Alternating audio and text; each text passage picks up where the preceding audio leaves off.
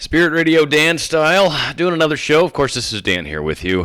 For those of you that have maybe checked out some of my shows, please subscribe. That's kind of a cool thing going on here. But if not, just keep listening as you will. I have to sort of forewarn you, as you can tell from the title of this, manifestation, right? As you can tell from the title of this, Reincarnation. I'm keeping it short, sweet, and simple as far as the title. And the show itself is probably going to drag just as long as any of them do. In fact, the funniest part is I recorded this last night, and there's so many issues with the way it came out. I ended up just scrapping the whole thing. And I think one of the biggest key issues that I was trying to do that I'm not going to do today is I was trying very hard to prove my point, and that's not what I'm here to do. Ever. I don't want to prove anything to anybody. I'm here, I'm throwing out ideas, I'm throwing out suggestions. If you decide you like what I'm saying and want to research it further, if it resonates with your higher self, with your conscious self, with whoever, then kind of run with it. Otherwise, I'm not here to prove anything to you. I'm just throwing out ideas. And if you're on board, cool. If you're not, all right, even better. There's people that I respect very much who have opinions that matter to the world to me that don't believe in this at all. Unfortunately, for a lot of the stuff that I talk about, this is kind of sort of the fundamental underlying important concept. Most of what my whole belief structure is laid upon is that we do this over and over, sort of until we get it right. Also, so we can experience larger pictures, understand things in a bigger sense. That we do sometimes go through experiences that are some might say horrible, and maybe it's because of how it affects other people that are around us, how it affects us, how it causes us to push harder and try harder to live. A good example of anyone, when you're diagnosed with cancer, and you're given X number of years to live, or X number of months, or whatever. A lot of times people kick it into overdrive. Some go the other direction, but sometimes people kick it into overdrive, and their whole purpose becomes living, becomes enjoying life, becomes making the most of the days they have. In fact, some of the best examples of how to live life comes from those who have been given a death sentence. It's ironic how it kind of works out. And really the trick is to live life like that all the time. As I was sharing with a friend of mine not long ago, something kind of similar happened to me years ago, for that matter. I was working at a convenience store. A guy came in, robbed me, gunpoint. Stuck the gun in my forehead, pushed me back the whole 9 yards, left a powder mark on my forehead. It was very surreal. The first thing that went through my mind was anger. I couldn't believe this guy was going to kill me. Like, I was just so upset that it was him that was going to kill me. Like, out of all people, it was just looking back on it, it's kind of funny how I felt about it, but I was very angry at him for being the one that was going to kill me, because I really believed I was going to die. That was that. It was, okay, now next. What's the next thing? I'm going to die. No issue. Let's move on to the next step here. He didn't get a whole lot of money. He left. Fortunately, he didn't ask me to lift the drawer. I had over $1,000 sitting underneath the drawer, but when I gave him the $108 or $118, something like that, I said, "Do you want the change too?" And he bailed off with $100 and some bucks, and I was lucky he never bothered to ask me to lift up the drawer, which is like, come on, that's like robbery 101. Who doesn't ask to lift the drawer, right? Anyway, so from that point on, I realized that my life could end at any moment. Because of that, a few things happened. One, I've tried to live life to its fullest. I've tried to make the best of every situation. I've tried to treat every scenario like it's my last. Tying in the last show, my magic moment, this lady that I care about. I know I've broken every rule as a guy that likes a girl. Like, you're not supposed to be sappy. You're not supposed to tell him you like him. You're not supposed to tell him you care. You're not supposed to chase after him. Right? I've made all the mistakes, all of them. Some of them multiple times, because they're so much fun to make. But frankly, it comes down to the fact that I care about her, and I want there to be no question in her mind that I care about her. No question. Like, if I died tomorrow, or tonight, it could happen. If I died tomorrow, I want her to go, man, that guy really loved me. Like, I want her to know that for sure. Whether I ever get the privilege of living or being with her or experiencing life with her and her young one, if I don't get to do that, at least she knows what she means to me. And so whether or not I've pushed her away, I don't care. I really don't care. It's about the fact that I want her to know how I feel. So again, life is precious. Life could end at any given moment. So it's very important, I think, to kind of live with those ideas. So again, to kind of get to the basic fundamental, I believe there's reincarnation. I believe we've done this many times. I believe it explains kind of the whole old soul concept. When you meet somebody that you just resonate with, I honestly believe that has more to do with the fact that you've had past lives with that individual than anything else. I mean, in my opinion, and you could pass it off as anything, but in my opinion, it explains that familiarity. It explains that I feel like I've known this person forever. It explains that how after like 20 seconds of talking to each other, you're all of a sudden like on the same page. It's like you've known each other forever. That is not explainable in conventional terms. I'm sorry. Now, if you don't want to like put it off to reincarnation, fine. But I pose that as another theory because I really do think that has a lot to do with it. I also, to take it a step further in the next level of the spirituality concept, when you experience those moments, 9 times out of 10, that is what tells you, oh my God, this is someone I've had a past life experience with. Those are key moments. They're really huge. A lot of times when you pay attention to that, you'll get chills because the whole thing starts to make sense. So again, kind of important.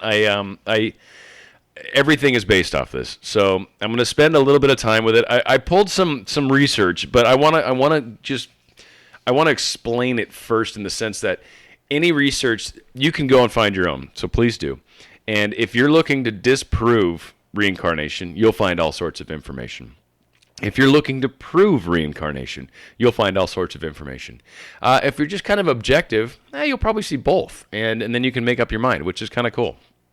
I will say my senior year in high school, I was taking physics, one of my classes anyway, and I was given the opportunity to write a paper or to take the final. My grade was sufficient, I guess, to where I didn't have to take the final. It was something the teacher did. I don't know. It was pretty cool. So I said, well, yeah, I'll write a paper. It sounds groovy. So I wrote a paper on near-death experiences. Somehow in my mind, near-death experiences tied into physics somehow. And it kind of does, I guess. But I wrote the paper, but it was really at that point in my life that I really, well, prior to that, but it was this moment where I really started to research these sorts of concepts. So again, near-death experience. There's another fun one to research online. There are some amazing stories out there. Again, people can poo-poo it. They can say whatever they want. Oh, it's just some sort of memory or some sort of cellular memory or some, everyone knows the same story, so they experience the same thing. There's experiences that are removed from the commonality. Again, believe whatever you want. I'm not here to try to argue the point, and frankly, I will never argue this with anyone. If someone decides they want to argue this point, I let them win immediately. Because if you don't believe it, I'm not here to prove otherwise. I don't care what you believe. I really, truly don't. I'm sharing this stuff because I hope it makes a difference. Because I hope maybe one day you open up your eyes and you see something that you've never seen before. I don't care if you believe me or don't. I'm hoping you've found this because you're sort of open to alternate possibilities, to other realities. And so that is what I'm trying to provide. I'm trying to provide a little assistance in that direction. I'm not trying to prove anything to anybody. I've had this argument with so many people, and it's so frustrating, honestly. It's like if I can't back away from the argument immediately, I get frustrated, and it usually doesn't work out well. So again, not going down that road. In my particular situation, there's a couple different stories I found. I don't want to spend too much time on them because I think this is really where I slid on the last attempt at doing this. One particular guy, he was a past life, what was his title? Somewhere in here. There he is. Past life regression experiments. He was like an expert in that. He did over 400 tapes, recordings of hypnotized subjects, reliving different past lives and all this different stuff. They get a lot of really, really cool information, and the guy really documented some amazing stuff. Edgar Cayce's kind of another really famous one if you want to get into people along those lines as well. A lot of skeptics will try to call past life experiences, I love this word, cryptomnesia. They will try to call it that, which essentially is a term that means remembering facts that you forgot you ever knew. So again, it's a really easy way to categorize all this stuff and say new. This is what that is. This is because you remembered stuff you didn't know you knew. In fact, I used to have a boss that I joked about that he wanted me to be able to code around all the things that I didn't know I didn't know. And a couple people overheard me in the office and started laughing. They're like, what? And I said, he wants me to be able to code around the things I don't know I don't know. And it's true. And I think there's a lot of people that really want to put things into categories that work for them, that don't challenge their beliefs. Because if it's not me remembering things I don't know, then it must be something different, must be something else. And if it's something else, then it has to kind of almost be weird and crazy, and I don't want to believe weird and crazy, so it can't possibly be that. We have another scenario. There was a psychiatrist, I should say, in the UK, head up a small group. Somehow I ran into a bunch of people that believed they were all part of this religious group called the Cathars. And they were apparently in the southwestern part of France in the 13th century. Met some lady. She was having a repeating dream. After hearing everything about the dream, she kind of tripped out. Or he kind of tripped out, I should say, but without letting her know, of course. He was like very smooth and debonair, and basically realized he was having the same dream for many, many, many years. She ended up not having that dream anymore. He stopped a week later, met a whole bunch of other people. They all had this sort of past life thing going on. Very, very cool. We have another really cool one here where there was a girl that fell under this study. This guy named Ian Stevenson, professor of psychiatry, there we go, in West Virginia, American guy. Hey, out of 200 different cases, only 20 of them actually survived his rigor of testing to try to weed out all the crap cases out there. So, 10%, still not too shabby. But he found a very young girl who was born in Sri Lanka. She had a crazy name I'm not even going to try to pronounce. And then soon after she started learning to talk, she began mentioning another mother and father in a place not far away. And she also mentioned how she had 2 brothers and a number of sisters.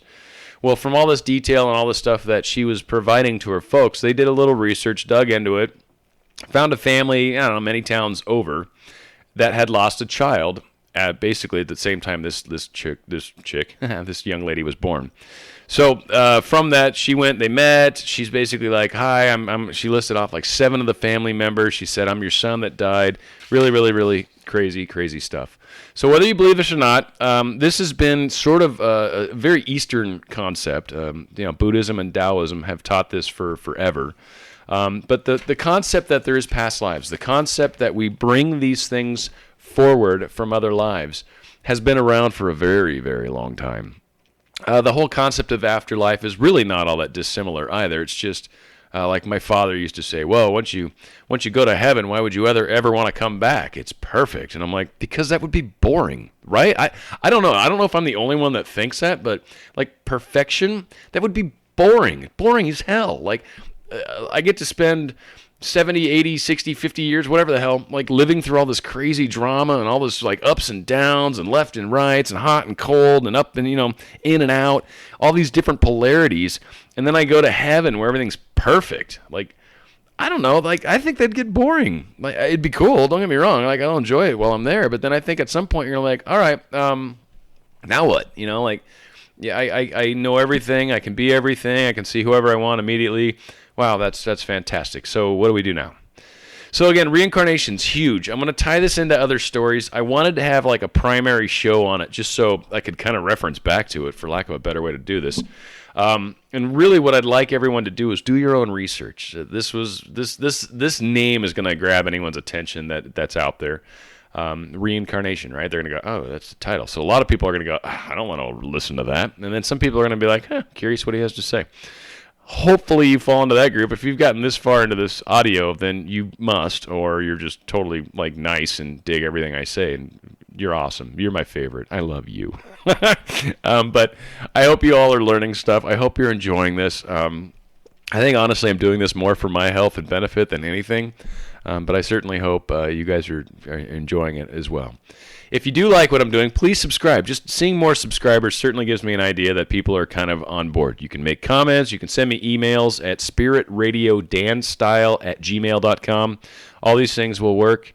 But please, thank you for joining me on this wonderful journey. And we'll do more of these shows. Spirit Radio, Dan Style, Dan with you. Have a good one.